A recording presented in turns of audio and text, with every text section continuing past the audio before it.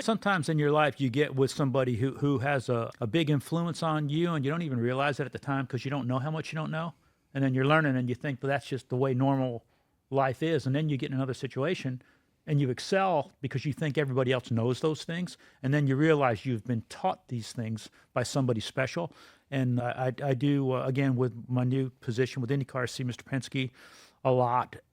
But going back then, I had to make a decision. Was I going to make it in modified racing or whatever? So I took that job at IROC thinking, I'm going to convince Roger Penske to let me drive his IndyCar. Once he sees me drive, with home run, me, Mears, Sullivan, we're just going to be teammates. It's going to be good.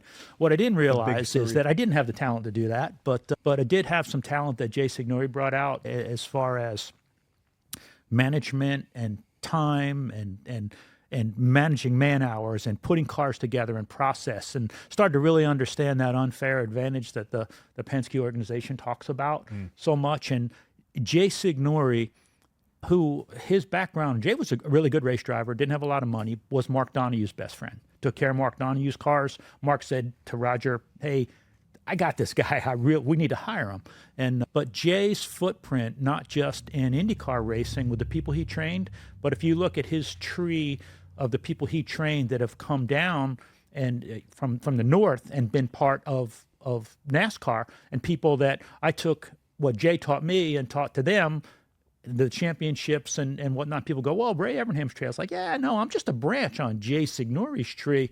His footprint on teaching crew chiefs and mechanics and things like that's pretty amazing. I love that analogy of a tree, because Kyle Petty at the previous Hall of Fame dinner, I'm sure that you went there. They were inducting, what was it, Robert Yates? It was there was 4 or 5 guys, and Kyle Petty drew the thread that more or less connected all of these guys for decades on the sport.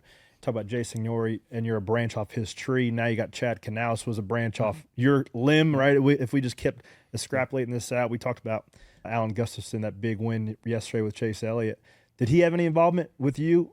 No, actually, after Alan was part of the Hendrick deal. Some of the systems that we took over there that kept improved. He was on the 5 car, but Alan's very engineering based, and some of the systems that we put in place. So you remember a lot when I started the 2014 from Mr. Hendrick, we brought down 6 or 7 of my IROC guys like Michael Landis, who was our parts guy and manager at several of the guys. Steve Berge, Satch, a couple of crazy fabricators, right? Like a college head football coach, you're bringing your DC, your offense coordinator, all the people that you...